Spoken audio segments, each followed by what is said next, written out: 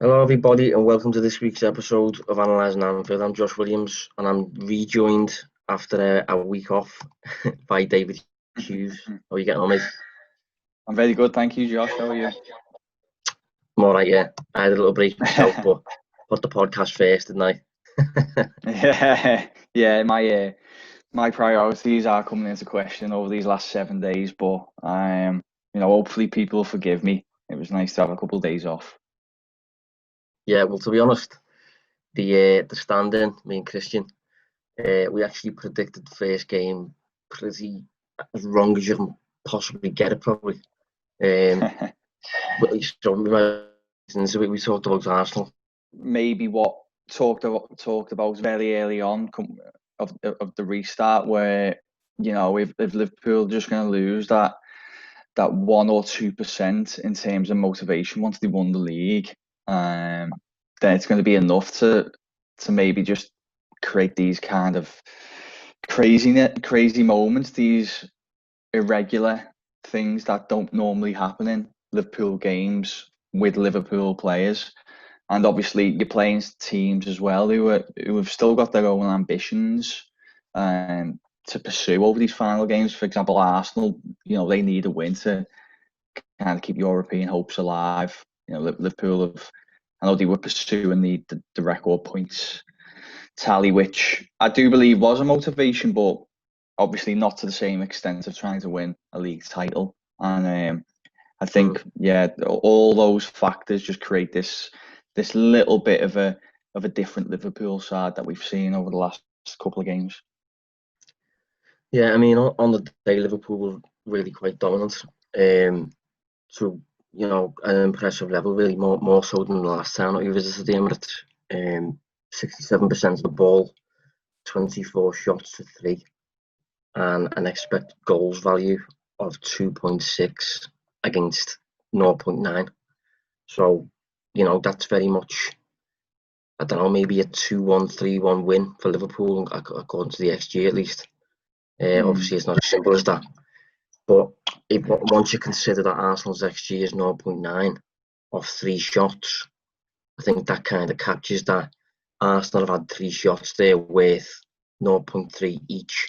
And, 0.3 as an XG value for a single shot is quite decent. I think the 3 shots that they did have, 2 stemmed from mistakes, and I think all 3 were inside the box. So, yeah, I suppose I think Liverpool had 24, obviously, but I don't remember that many where I thought to myself that should be finding the net. I think a lot of them were in quite congested areas and kind of headers and scuffed shots and stuff like that. And yeah, it was just one of them games that was quite difficult to analyse using solely the numbers. I think once you see the mistakes, they kind of the mistakes are what tell the story of the match, really.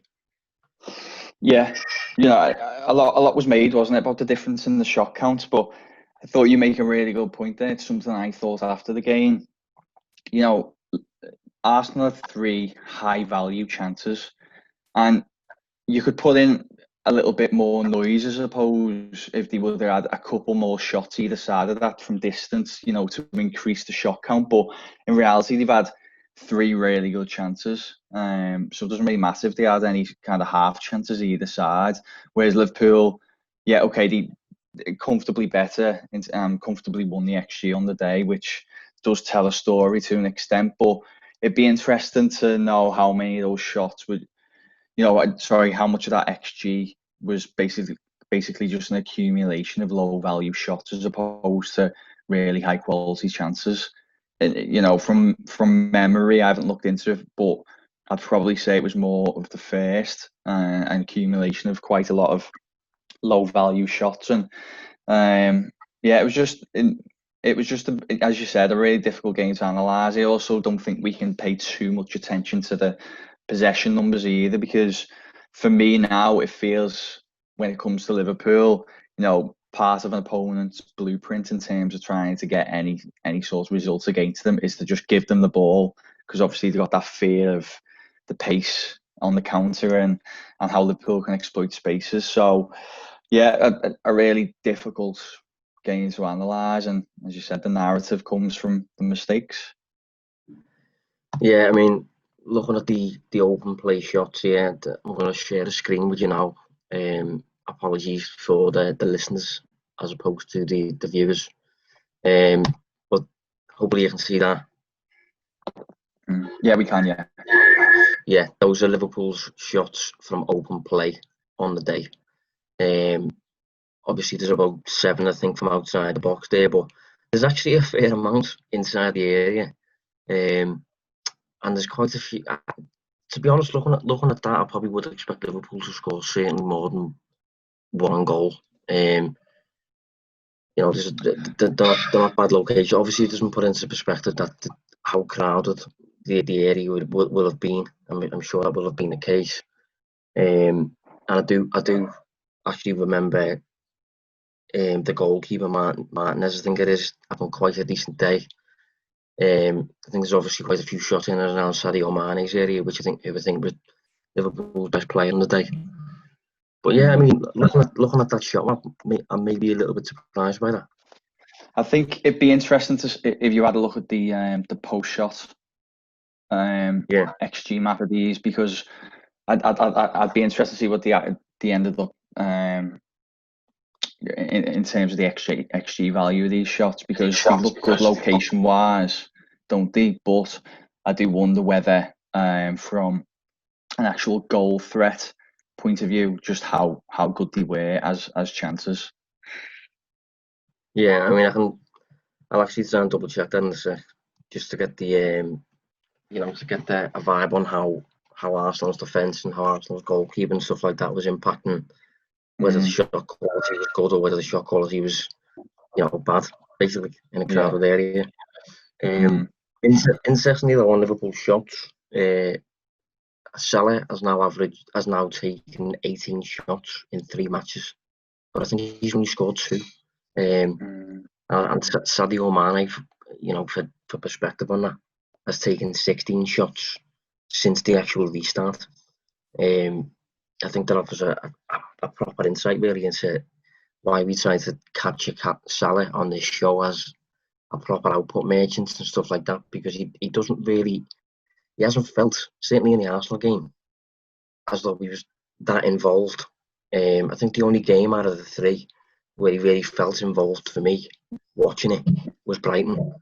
I think he took 8 shots in that game, but there's been 10 shots in his past 2 games, and he scored 2 of them, which I think offers an insight into that he is kind of the type to not really convert at a particularly high level, and he takes shots from areas that maybe you could improve his location a bit, or maybe you could make a final pass. I think Mane's XG per shot, for example, I think is amongst the best in the league when I checked.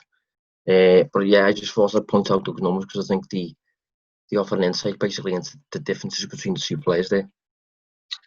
Yeah, I just wonder if Salah's becoming really focused on trying to win the Golden Boot. Really, I know people don't have a lot of time for personal accolades, but I think it is something that he wants to win and enjoys winning. Has he won the last 2? Is it last 2 he's collected? Yeah, he won the last 2. Yeah, I know it was a joint award last year, but yeah, and I just wonder if over these last few games, now the league's been won, I do wonder whether he's just a lot more goal focused. And I mean, he's always been an output merchant, obviously, but I wonder if we're just seeing it heightened a little bit in terms of trying to score 1 or 2 more goals and win the award. I just wonder if that's in his thought process at the moment, because he just seems to be shooting from anywhere, even more than usual by his standards. So I don't know. I don't know if you agree, Josh. I just think that could be something that's playing on his mind a little bit. Yeah, I think that one frustrating thing with Salah that I can't really, it's hard to get past with the eyes. And it's exactly the same with Sterling. When it comes to the actual execution of the shot, the shots just seem to feel quite feeble and quite not a lot of power behind them, and it's almost like a child has hit the shot. In comparison to, say, for example, the way Mane strikes a ball, or the way De Bruyne strikes a ball for City, the way Salah and Sterling seem to do it. Obviously, they get loads of goals and that, and I can't really knock them in that sense. But just the way they finish sometimes, I can't help looking at the way they attempt to finish sometimes, thinking to myself, did you really think that'd go in? You know what I mean? Some of the shots you take, they're almost like pass backs sometimes. And I think Sterling in particular is really, really bad for being presented with a chance very close to goal and scuffing it to the extent where it goes wide. I think Wenger spoke about that before. I think I watched an interview of Wenger before on it, and he said he can still improve his. I think he said his composure when he's presented with kind of high octane opportunities close to goal, something like that. But yeah, I think that's the difference with Salah and Mane. I think Mane seems to, when he's presented with a low quality opening, I think he's more inclined to think, I'm not going to take that. And when he is presented with a high quality opening, he will take it. And not only will he take it, but he'll execute well. Whereas Salah is more open to taking the low opportunities. And when it comes to executing, it's a bit more, I don't know, just a bit less powerful and stuff like that. You know what I mean? It sounds like I'm being really simplistic there. But... No, I understand. I just wonder if maybe we're impacted by the narrative in the sense of because he has such a high output that you see so many different shots, such a variance in the shots from where they come from, and distant from goal, that we see a lot more low quality that then naturally have a low execution to them. But with such an insane goal record, and he's also scored really good goals as well in the past, hasn't he? I do wonder if, and you do kind of allude to it just then, where you said, Mane, if he's in a position where it's got low probability of leading to a goal, he'll normally try and pick out a pass or maintain possession. Whereas I think, and we've said this months ago, that Salah can be a little bit wasteful, and people get a little bit defensive over that. It's nobody's saying he's a bad player. He's been immense for Liverpool, and he's first name on the team sheet pretty much, or one of. But you can also admit that he can be fairly wasteful, and sometimes he can kill the momentum of attack by attempting a shot that was never really going to lead to a goal. I think all these kind of efforts do linger in terms of our memories when watching the game and kind of form a little bit of the narrative. Yeah, I think the word for him, for players like him, I think he's kind of like a low percentage player. If he sees an opening, and there's the way some players would maybe work out, okay, there's a 25% chance that I'll actually pull that off. A lot of players, according to 25%, would think it's not worth it. I think Salah is different in that regard. I think Bruno Fernandes is another player like that, another output merchant, but he tries an awful lot, and maybe a quarter of it comes off.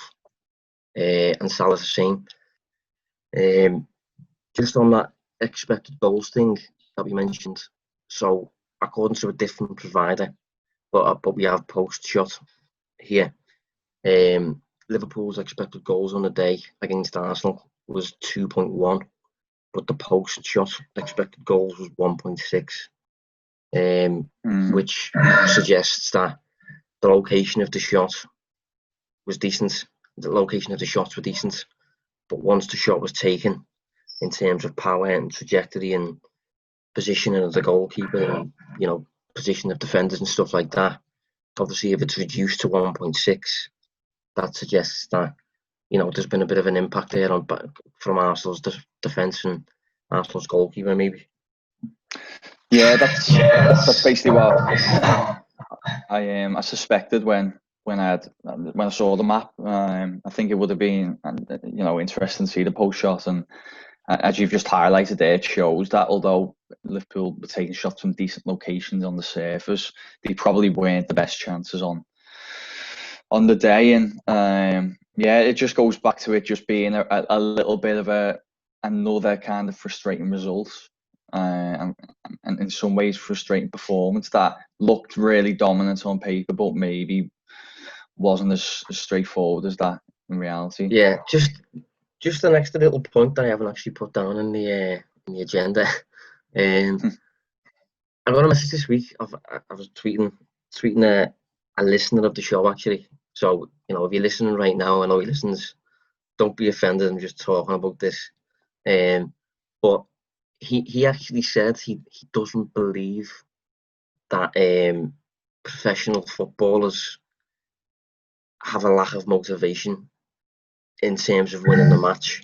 My point was kind of like, the fact that we've now won the league, I think it's just natural for there always to be a slight drop off. Not necessarily from the off, but say for example, if you go a goal down, maybe the lack of motivation not lack of motivation, just less than normal to actually get back into it. And I think a lack of motivation can maybe impact your focus.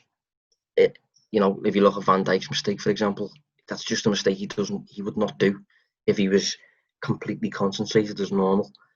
And I think one of the things he said soon was, for me, motivation changes. It's not something that's a straight line. Motivation will change from week to week depending on who you're facing, the scenario. That's why mad things happen at the end of the season, friendly matches and stuff like that. So just before we maybe move on to Chelsea, just have you got any take on like whether Liverpool players maybe impacted on the mental side in the past few games? Because just for a bit of perspective, I'll just go really, really quickly. Since the restart, Liverpool have drawn, won, lost, won, drawn, lost. Now that's not the form of the team we knew before, and I think a lot of people would be inclined to think it's down to the mental side, but I don't know if you've got any thoughts on that. I personally do think that it impacts it. I just think it's impossible to replicate a kind of an in-game, a highly intense title race when the title's already won. I just think that's impossible. I think the human psyche is built in the way that motivation can only take you so far, and what I mean by that is the motivation within, and you telling yourself, we still want to go and win this game.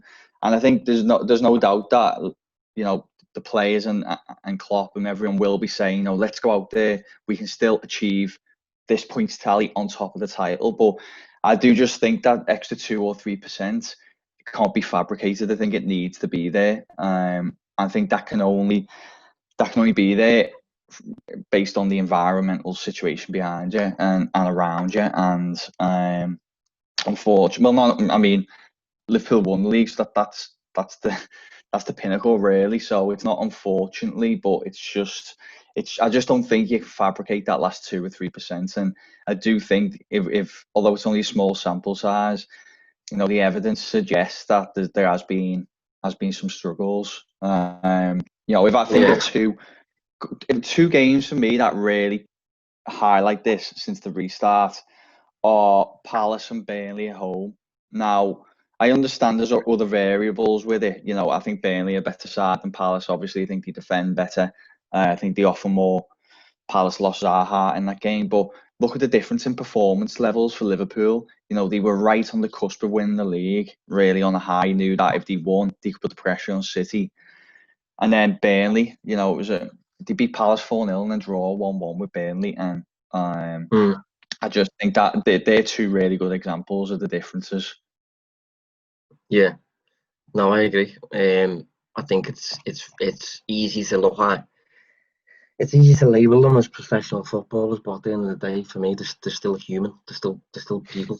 And I think the natural enthusiasm within is almost certain to decrease a little bit in certain situations and stuff, if you do have in the back of your head that this result technically doesn't really matter. And I think that's why, again, we see weird friendly results every now and then. Weird results at the very end of the season. Last day, it's usually like a 7-0 or a 5-3 on the last day of the season. And it's because there's just technically a little bit less competition. Josh, there's no two ways about it. Go on. Sorry, I just wanted to reaffirm your point. What people surely remember Alex Ferguson's last game as a manager, just won the league, and he drew 5-5 away at West Brom. Yeah. Like that. That's a ludicrous result that would not happen in January of that season. It just wouldn't have happened. It's a great example. That's it. It's the perfect example. That would never have happened midway through the season when they're chasing the title. But end of the season, titles won. Even the motivation of the last game of the season for Alex Ferguson wasn't enough to stop this crazy game of football. Yeah. Just one final point on Liverpool Arsenal that I just picked up on at the end of the game. We brought on Origi. And we brought on Shaqiri.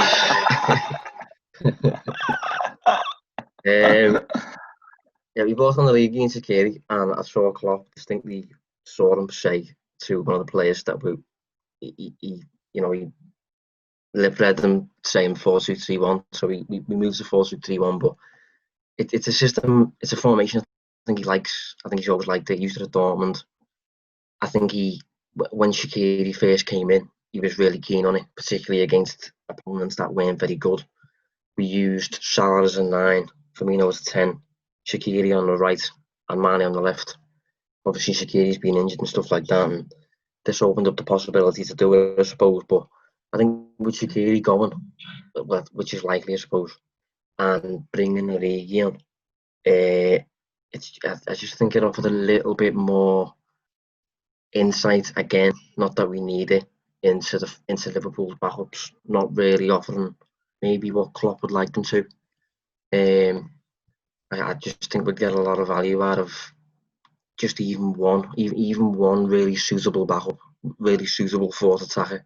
But I think the reason we play 4-3-3, I've said it before, is because the quality of our third midfielder is going to be considerably higher than the quality of our fourth attacker. And I just think, when you're chasing the game like that, as we needed a goal. It's just frustrating that, you bring on players like Origi to try and get it. Yeah. Well, I agree. What was that, sorry, mate? I was just saying, this is a little bit of a recurring theme, really, isn't it? I think this is something that we've mentioned a few times.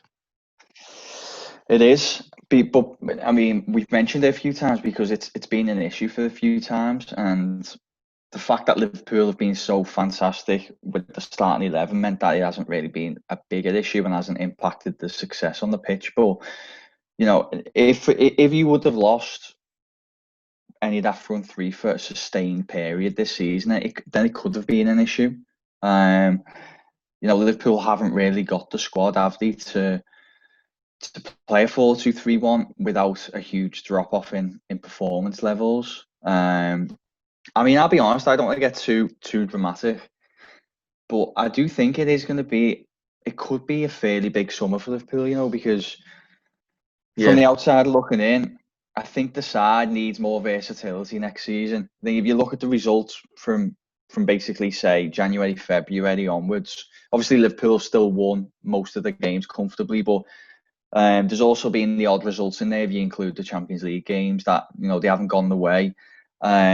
I think teams are now starting to just discover a little bit of a blueprint to try and get results out of the current 4-3-3 formation. And that's not to say that Liverpool couldn't still go and win the league doing it next year, but I think it would be a lot more difficult. I think they need to be a little bit more versatile in the way they approach games, probably introducing a 4-2-3-1 on a more regular basis. But as things stand, for me, Josh, I don't think they've got the squad. They haven't got the squad to do it, have they? And I think they do need to buy someone, I think. Yeah, I agree. I wrote about this a few weeks ago because I just looked at it from the perspective of Klopp, really. And I think, Klopp's been dealing with virtually the exact same squad for 2 years now. He's been able to motivate the squad. They've achieved everything you can achieve, really. Super Cup, World Club Cup, Premier League, Champions League. And I think he's tried everything he can try with the squad in terms of moving players around, testing players in certain different positions. You know, Lallana's been used as a 6, Chamberlain's been used in the front three. Minamino's been used on the right and on the left, I think. Just all kinds of different stuff, basically different solutions. But I think, you know, the longer we go without giving him new tools, the more those solutions kind of become a little bit stale, and the more he's kind of going to become out of ideas. Really, that's when you maybe reliant. You're going to maybe get to a point where you're reliant on the likes of Curtis Jones to offer you new solutions, and Harvey Elliott before his time to offer you new solutions and stuff like that. And I think also it stems in what we've just been saying about the mental side. You know, from the perspective of the players in the squad, you know, I have no doubt that they're really, really professional. But if you've got no one challenging your position, you know, no new faces and stuff like that, I think that sort of stuff can instigate competition. And I think if you're not adding players and players start to feel safe, start to feel in a comfort zone, it's never a good thing. A comfort zone is never a good thing. And yeah, I just think it's a little tiny bit of a concern ahead of the summer if Liverpool don't kind of just mix things up a little bit, mainly for Klopp, just so that he's got other ways to motivate and new tools to use, new things to try, new challenges to present to the players. Otherwise, if we move forward again with the same 4-3-3, obviously it's delivered success, but you know, there's only so much anyone can take really of sameness before they kind of start getting a bit bored, really. Stop applying themselves as well as they can do. Maybe I think it's good to give professional footballers like this the odd little challenge. Like I think if I was a player and I was Lallana and Klopp came to me and said, you know, I want you to play as a 6. What do you think? That's a challenge there. But Lallana's kind of like, you know, okay, go on, I can apply myself to this. And I think Klopp's done as many of those as he can over the past 2 years. But it's getting to a point now where, you know, you just want some external stuff to come in and kind of you know, mix things up for you a bit. Yeah, I think if we're being realistic and we think of the top sides over the past 20 odd years, I can't speak beyond that because I mean, one, I wasn't watching regularly then, and two, I think the game's changed so much. But if you think of the top sides in that time, I can't think of one team that has basically maintained as they are in terms of personnel and tactics for a period beyond 2 or 3 years. Now, even United, with all the Premier League titles they won, they were constantly evolving as a side and as a unit. And I think Liverpool on the cusp of having to do that. And it isn't being all doom and gloom, but it's just the reality of if you want to stay on top. I agree with everything you're saying about bringing fresh faces in to bring some fresh challenges to players already in place. You know, I saw, ironically, the team that we're going to be talking about in a minute, but I saw Giroud talking in an interview on Sky this morning. And obviously he's been in good form, scored some important goals and playing really well. And he'd said about how knowing that the likes of Timo, Werner coming in and stuff is good for them because it's at a competition. You got to find, you know, you got to compete for your place. And it's no coincidence that, you know, Chelsea being linked with all these attackers, confirmed the likes of Werner, and then players already there like Giroud have found another level. Even as a 34-year-old, he's become an important player again. And you know, in January he looked like he was leaving. So it just shows that when you bring new players in, it's not always about what they'll bring to the team, but it's what they do for the players around them as well. Yeah, I mean, we might as well move on to Chelsea. We've spent a fair bit of time on Arsenal and extra stuff and things like that. So before we get into the performances of Chelsea and what Liverpool are going to face, I think we should probably talk about the fact that Chelsea seems to be buying every player in the world.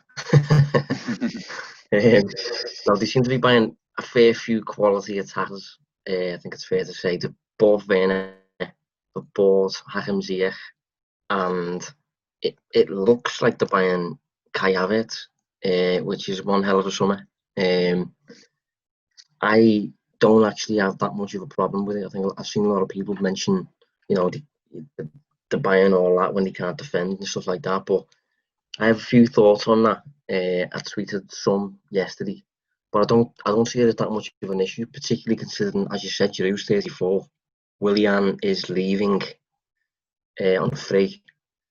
Pedro's leaving on a free. And I think if you look at, say for example, they need a centre back. Let's say, who can you find a centre back out there who, just off the top of your head, maybe, who is as good of a centre back as Havertz is an attacker, for example, or is as good of a centre back as Werner is a forward? That sort of thing. For me, no. That's why I think it kind of makes sense to kind of exploit the market at the minute. Go and buy the likes of Havertz while you can. Got no competition for him. He's clearly going to be a world-class player. And further down the line, maybe when a centre-back becomes available who's worth chasing, and there's no attackers that you're interested in buying because you've got Havertz already there, that makes sense for me. And if you look at Kepa, for example, he spent 72 million on Kepa 2 years ago. If I was running Chelsea's recruitment, I wouldn't be comfortable already accepting defeat regarding that and spending another so much on a replacement for Kepa, and then either keeping Kepa as a sub, £72 million sub, or trying to sell him for like maybe half the price. So I think I'd give Kepa a bit more time. But yeah, the whole concept of buying these quality attackers, I don't have I think it's a good idea. Okay.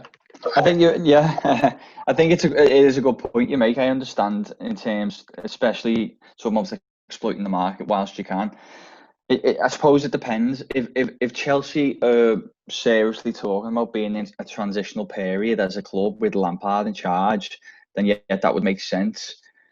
The reason being because I think, despite the attacking talent they'll have next year, if Havertz does come in along with who else they've bought, they won't be able to compete with Liverpool or City, because you need, maybe 10 years ago when you were winning the title with 70 odd points, maybe that's a bit extreme, but around those figures, you could get away with bad defensive performances and losing a few, 4 or 5 games. But the way it is now, you have to get like around 90 points, don't you, to win the league title. And I think you won't be able to do that with a subpar defence, maybe a top 6 or 7 defence and goalkeeper.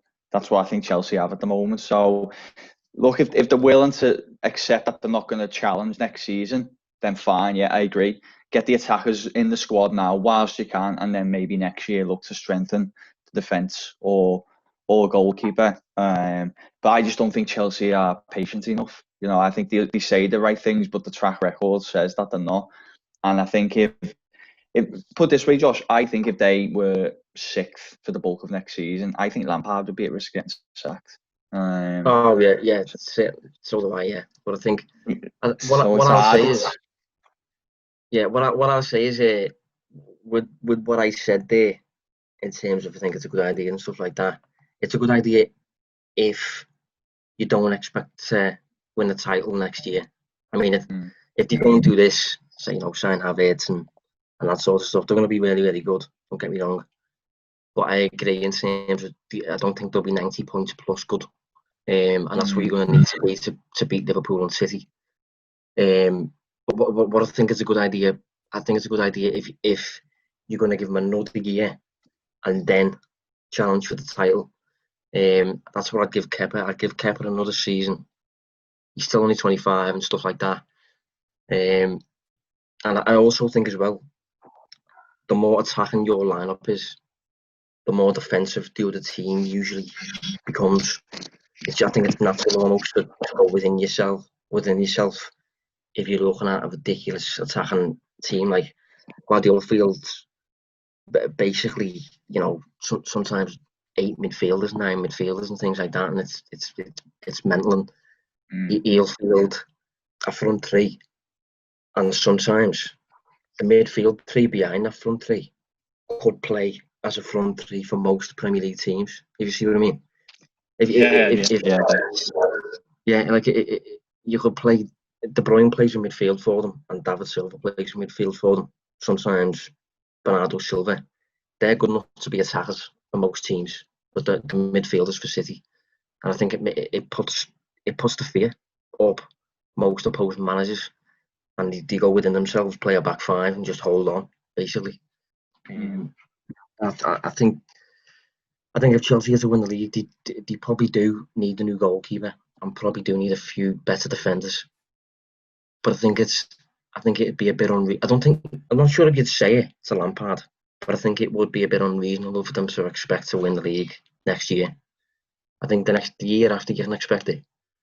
But I just want to clarify that, like, you know, signing these attacking players and that, I mean that with the context of you still can't expect them to win the league next year. Yeah, I don't think they'll win the league next year, but I definitely believe with the kind of momentum, because this season's probably going to finish with them finishing third, maybe, isn't it? We don't know, but just it might depend on tomorrow's results actually. But they could potentially win a trophy as well. And I think if they have that, they'll be thinking that's the platform to go, maybe not win it, but certainly turn the top two into a top three next year. But as you know, we've saw with City, an elite, unbelievable side going forward. But what's been the difference between them and Liverpool this year? That defence. So I think you are correct. Get the players in. That's smart business. That's something maybe you'd expect from a Liverpool, basically. I just think Chelsea is so impatient that, you know, if they didn't finish top three next year after this season, I think Lampard would be under scrutiny. Yeah, I mean, I'm just looking at the league table here. I mean, we could maybe have a little look at forecasting it now, sort of thing, because after 36 matches, Chelsea have 63 points. So I reckon they need. Let's say, for example, they finish with, I don't know. Say, for example, they finish with about 67 points or something like that from the final two games or whatever.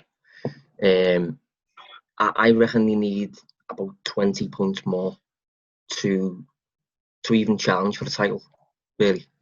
Liverpool are currently on 93. Last season, Liverpool finished second, and I think it was 97. So even if Chelsea add 20 points this summer, they're still only going to be in the realms of challenging. I think Havertz and Werner and Ziyech maybe as a. I don't know if they're all going to start in the same team, but I think you're adding about maybe 10 to 15 points there, something like that. It's still not 20 points. It's still not what's needed really to really bridge the gap in terms of Liverpool and City. Who, looking at City here, it's actually quite surprising that City are on course for about 80-point season. They're on course for about 81 points, which in Guardiola's, you know, nature, that's really bad for a Guardiola team. We're rambling here, aren't we? No, sorry, no, yeah, but I don't think people mind though, do they? But it's funny though. This is what I was saying earlier. Sorry if anyone does mind, let us know, and we won't do this in the future. But I feel like a lot of people who listen to the show are also football fans rather than just, you know, Liverpool fans. But just on that quickly, it is funny that, you know, 80-odd points, as I said earlier, that would win you the league in years gone by, and now that's nowhere near enough. I mean, that's potentially going to just say they finish on 81 and Liverpool pick up at minimum one more win. You know, that's beyond, I think, 15 points difference in between first and second, which is it's a huge amount, isn't it? Really? Yeah, I mean, I'm just looking at the past leagues here now. So the league hasn't actually been won with less than 90 points since, in fact, less than 93 points since 2015-16. You had. Shut up, Ben. No, what you're saying. No, you are right. It's just a very modern, weird thing that's happened in the league. But in 16-17, you had Antonio Conte's Chelsea. They won 30 out of the 38 games he played. Then you had Guardiola, and now you've got Klopp. But before that, Leicester won the league on 81 points. And then before that, Chelsea won the league on 87 points. So, as I said, Chelsea are probably after about another 20 points to win the league in that era, the years gone by, maybe. I think with Klopp and Guardiola, you are looking to breach the 90 points mark. And yeah, Chelsea are going to need a fair bit more before they do it. They're probably going to need a new goalkeeper, to be honest. They're probably going to need a little bit of a new defence. One of the reasons they're going to need a new goalkeeper is because, I'm going to share the screen, those are the shots from open play, I think, that Kepa has. My dog's getting picked up for his ball. Yeah, love that shot, man. I'm just going to go on mute. Go on, mate, talk away. Yeah, those are the shots Kepa's faced this season. I think it's Kepa. I think it's just Chelsea, actually. Because he had a few matches out with Willy Caballero in goal. Those that are greyed out missed the target. Those that are coloured obviously found the net, and those that are stars. Sorry, those that are coloured found the target, and the stars found the net. As you can see, obviously Chelsea have conceded a lot from the penalty spot kind of area, but they've also conceded a fair few from outside the area. 1, 2, 3, 4, 5. I think you've said before, David, I don't think Alisson has conceded from outside the box in the Premier League for Liverpool. Correct. Yeah, that's across this season and the last time. Yeah, but there's just a few shots there looking at them, like maybe this one over here. Again, apologies for those who are listening rather than watching. This one over here. Maybe this one here. They're just shots that you don't really want to concede if you're going for the league title. And I think. Tell you what, Josh, there's one bang in the middle there. I don't know if you saw it. It had it was a really light start as well, so it must have had a really low XG value on it, and it just looked like a stinker. It's the kind of goal that you just wouldn't see like an Alisson concede. Just can you see it centre quite far back? This one? No, it could go further out from goal, distance-wise, away from the goal. One more. Keep going up. That one? No, that even one? Another one. Yeah, that's ludicrous. What's happened there? I'll have to look out for that goal, see what it was. Yeah, I've also got no idea why that one's such a high XG. Maybe that was an open goal or something. Yeah, potentially, yeah. But yeah, just to put a little bit further context into Kepa, I think in particular. No, Chelsea. Put the numbers on Chelsea, sorry. But Kepa's been in goal for virtually the whole season anyway. They've saved 56.1% of the shots on target that they've faced this season, Chelsea. That's really bad. That means there's essentially a 1 in 2 chance of your shot on target finding the net against Chelsea. That's the worst in the league, and it's by far as well the only team in the 50s. I think Liverpool are about 76%. They're vulnerable from set pieces. We scored 2 against them at Stamford Bridge in the league. They've conceded 34 of their goals from open play, which is quite a lot, but they've also conceded 15 from elsewhere.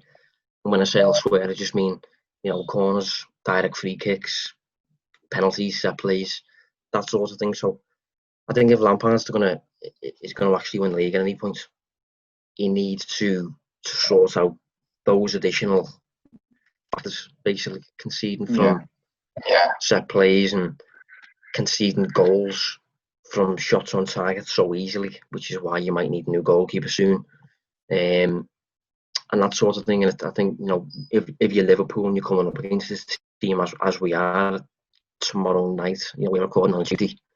It's just a team that I think you can look at getting at outside of open play in other areas and stuff like that. Yeah, I mean, I totally agree with that, mate. I think they're side that are dangerous, going to give Liverpool a tough game like they have done in the. Is it 3 times they've played each other this season already? Yeah, yeah. And to be honest, I haven't really enjoyed any of them. Yeah, tough games. They've been tough games. You know, it was a, a draw in the Super Cup. I know Liverpool went on to win on penalties, but it was a draw across the 120 minutes of football. Tight game at Stamford Bridge in the league. As you touched on there, set pieces basically was the difference on the day, and then defeat in the FA Cup game. I know Liverpool rested 1 or 2, but it was still a fairly strong side that they had out. So yeah, just and what I tell you what I did pick up on over that FA Cup game was United have played Chelsea just as many times this year, hadn't they? And United have come out on top in all 3, I think. And some elements of maybe Solskjaer overthinking that game and the FA Cup semi-final, but I thought it showed Lampard in a good light in terms of his tactical ability. He's able to learn from previous defeats and you know, find a game plan that then works to get the results. And I just, as I said, I think that could be a risk in the game on Wednesday night. Yeah, I mean, just a little bit more on Chelsea. Beginning to favour 4-3-3, it seems. I think they were really, really flexible at the start of the season, different formation every match. I think they've played 4-3-3 virtually every week for quite a while now, with Pulisic and Willian either side of Giroud, and they're actually in fairly good form as well. I think they haven't actually drawn a match since the end of February, which I think is quite interesting.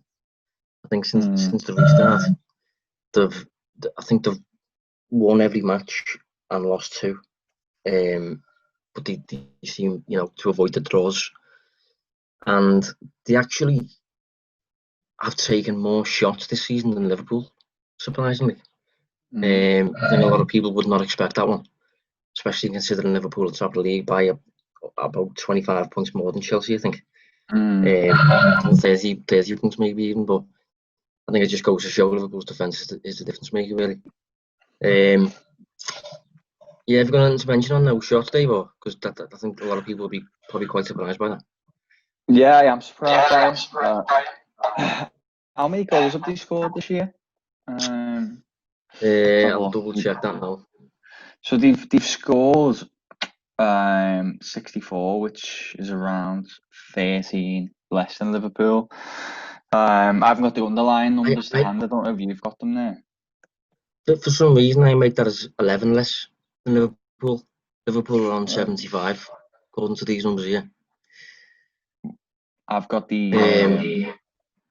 What are you looking at there? I've just brought the table up on Google. I've got FB Rev, but maybe it's a little bit different. Yeah, go by the table if you've got the table there, like. Yeah, there might just be a couple of goals out, but yeah. So I mean, it's still you know, both figures are virtually in the same ballpark anyway, aren't they? You know, 13 or 11 goals. Yeah, it'd be interesting to see what those underlying numbers are. I was going to say, in terms of the shots, Chelsea have taken a total of 37 more than Liverpool, which isn't over a full season. It's not a great deal of difference from match to match. I think from match to match, Chelsea average 16.6, Liverpool average 15.6. So it's about one shot more per game. So it's not that much of a big difference, but it's still a little bit surprising, I suppose.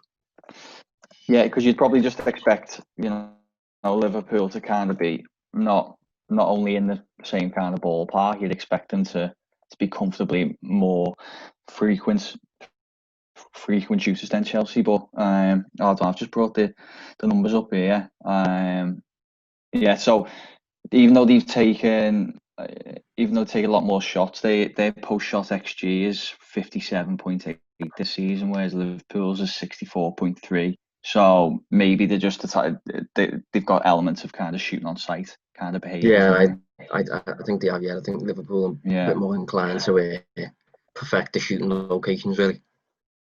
Yeah. So we'll move on then to what will be the final match of the season. Newcastle United away from home. I think it's relatively safe to say this could be ending this really. It's really, I think both teams are safe in their own environments, obviously. And I think maybe I'm a little bit early in saying this, but it feels as though Newcastle are on the holidays a little bit. The last 5 matches, draw, loss, draw. And the draw yesterday, I think it was against Brighton, that was 0-0. And I didn't actually watch the game, but someone that I follow who, just his tweet appeared on my feed, it said, if you want to watch walking football, go and tune into Newcastle United against Brighton. So I think it's one of them where they've kind of tuned out a little bit. They've scored 4 goals in the last 5 matches and conceded 12. So I think it's one of them where if Liverpool are really up for it and they want to go out with a bang, I think they potentially could. But I'm not really sure either team will have the desire on the day. But it's hard to predict that one. Yeah, I agree. I think they are going through the motions. I actually caught Bruce's interview from last night, and he was basically talking about how it's been a very long season for them. He also touched on how long they've actually been safe from relegation, which is about 6 months, including the pandemic. He said it was basically the victory against Southampton, which was around February. So yeah, I don't know if it was mathematically safe, but you can. I imagine maybe it might have been 10 points with the remaining games to go, so it was very unlikely they were going to go down. And as I said, it was his words. He said, we've been safe since Southampton, which was 6 months ago. So what I'm finding with Newcastle is there seems to be so much focus on off the pitch and what's going to happen next season that this season just seems a little bit of an inconvenience from this point onwards. There's lots of talk about the takeover. No guarantees Bruce is even still going to be there. I don't think he has any idea either. So yeah, I agree. I think if Liverpool really wanted to go out with a bang here, they could. It has potential to be a pretty either crazy game or really dull game of football, given that there's next to nothing riding on it. Yeah, I agree. It's got that end of season feel where it could be 8-4 or it could be -1 or something like that. But I think it's interesting as well that since in those 5 matches that I've just mentioned, they've used a different formation in every single one. I'm not sure if they're a little bit up and down with injuries. I know Lascelles is out. I think Saint Maximin is available, but I think he had maybe 1 or 2 matches out, and I think they had a little bit of a crisis. According to expected goals, excluding penalties, Newcastle are the 2nd worst attack in the league, ahead of only Palace. And in terms of expected goals against, they are 17th. So you technically have there, at least according to XG, which we obviously know has its limitations and it's highly focused on shot locations over anything else. Doesn't really consider set pieces very much. If you're taking shots with your head, they tend to be valued quite low, and I think Newcastle scored a lot from set pieces. But the technically valued there really is as the 19th best attack in the league and the 17th best defence. That is a recipe for relegation, but it just hasn't happened. Yeah. I think one big thing that they do is they've scored a lot of set piece goals, and it's I guess it's something that you have to admire because it's done enough to tip the scales in their favour in tight matches. And maybe like if you compare them to like a Norwich, who refuse to kind of veer away from their style, they're going down on a whimper, and I think Newcastle have maybe just adapted for this campaign, and they could probably they're quite close, I believe, to Benitez's total last season. Obviously, Benitez got a lot of credit at Newcastle last year, and Bruce is fairly close to getting that points total. I think we know, Josh, and obviously people listening know that those performances. Oh, sorry, that those results that he picked up on points don't marry up with the performances, and you can only outrun that for so long before it catches up with you. So I think they need to improve. Go on, sorry. I'm just going to say that would be the case unless there's something that the numbers aren't picking up on in Newcastle's case. I'm not sure whether it is or not. I think the set pieces is one, isn't it? Yeah, I think the set pieces is definitely one. Yeah, I think the fact that maybe whenever you do get a shot against Newcastle, you do seem to be surrounded by players, considering how deep the actual block is. Just for a bit of context on Newcastle's attack. Oh, never mind. God, I haven't been given the hosting right, so I can't share the screen. I was going to show you. I was going to show you Newcastle's shot map because it's quite mental. They shoot a lot from really far out. I'm assuming quite a few of those efforts are John Joe Shelby. But yeah, I think they're a team that kind of embraces the randomness a little bit, and they really embrace counter attacks and stuff like that. I think Saint Maximin is a player who the numbers won't really capture because they could sit in a low block for 90 minutes and the only times they get out could be him on the break. But because of what he can do on the break, he can turn one quite useless attack into something that's really dangerous by beating 3 players on his own. I haven't seen many players like him, to be honest. Apparently I can now share the screen. Oh, there you go. Just on him while you're getting that up, I really like Saint Maximin. I think he's a little bit raw. Final ball isn't always there, but he's up there with like a Traore at Wolves. Okay, he hasn't got like the physical strength, but I do really rate him. And people forget he's still quite young. Saint Maximin. He's only like 23, 24, I'm sure. So I could see making him a bigger move in a year or two. Yeah, he's only 23, just turned. Can you see the shot map? Yeah, it's come up yet. We got it. Yeah, as you can see, a lot from far out. Very random shot map. Honestly, there's not too many goals either from outside the box. A few close to goal, obviously, but I think every team has a few of them. But yeah, I think that just kind of catches Newcastle, Liverpool. I mean, would you say that's? I don't think it's quite 50-50 inside outside the box, is it? But it's not far off. I mean, there's a high proportion. I think those ones that there seems to be a large amount away from the edge of the 18-yard box as well, which is somewhere that you wouldn't push to be shooting from on a regular basis. I think in and around the 18-yard boxes is okay, but a few of them you showed there, they were basically on the edge of what I'd consider the attacking third, and you'd have to have something special to beat a keeper from there. But I think that ties in with being a side who sit very deep and progressing the ball up to a certain part of the pitch, but maybe not having the attacking players around to then formulate a decent attack in the attacking third, so then opting to just unleash a shot from distance and open for the best. Yeah, that's a good point. Yeah, we'll have to round up anyway soon because we've hit the hour mark, I think, really. So Chelsea verdict, what do you think? It's tough, this one.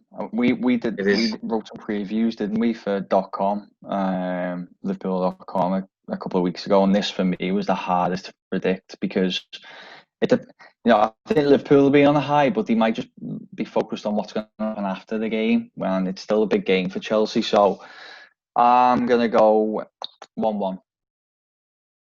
Yeah, that was what was in my head as well. I think I've got 1-1 in mind, but considering how Liverpool have been on the defensive side lately, a little bit lacking concentration, and then considering how Chelsea approach the defensive side of the game, what Kepa's like and stuff, I wouldn't rule out like a 2-2 or make me, Having said that, I said before that Chelsea haven't drawn since February, I think, or something like that, or since the restart certainly. So I don't know. Difficult one to predict, but this is what's coming at the end of the season. We don't seem to be getting any right at the minute. And then final game of the season, Newcastle.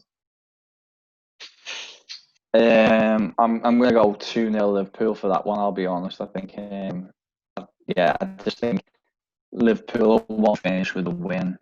Too strong, I think, for Newcastle. So yeah, I'm going for Liverpool 2-0. I might go a bit more all out with that one. I might go down. Yeah, I'm thinking about maybe a 4-0 or something like that. I think Newcastle might really lack interest a lot, and I think if Salah is hungry for more goals and stuff like that, and he's got that kind of intent on Newcastle without Lascelles, and I don't know, I think Liverpool might score a few. So I'm going to go 3-0, I think, but that could be not much. It's really hard to predict that one. You're not going to go 5-0? No, I think I'll avoid that one. Maybe if Joe Linton could put the ball in the net, and then that's a bit better. But yeah, just quickly, I wanted to check it after you mentioned about potentially a 2-2 for this Chelsea game. Liverpool haven't drawn 2-2 all season, have they, in the Premier League? I mean, you've only had 3 draws, obviously, but it was 2-1 and 0-0. Yeah, I didn't even think of that one. Which so it'll be interesting if finally get one. Yeah, the last game of the season, yeah. So this is the last episode of the season anyway, in terms of following the matches at least. Obviously, it's resulted in Liverpool winning the league, which is great. Next week we'll probably review Chelsea and Newcastle and stuff like that. But moving forward in the summer, I'm not exactly sure what we'll do. So if you've got any ideas, send them over. Thanks for tuning in throughout the season. Dave, I know you've been dedicated. You've been, fair play, hands up. How do you feel? It's been tough. It has, even for someone who considers himself fairly objective. But no, I enjoyed the show. It's just everything else. It's surely better than losing every week. I think that it'd be a tough show to record if Liverpool were really bad. Because bad enough when we have to do the Everton version sometimes, and you know what that's like. I wouldn't like to do that twice a week. But no, the show's been good, and I'm sure everyone listening and yourself have obviously had a great year. Yeah, and it's probably a good note to end on. I think that. Yeah. So enjoy the end of the season, and we'll be back next week talking about what happened. Thanks for tuning in. See you later. Cheers.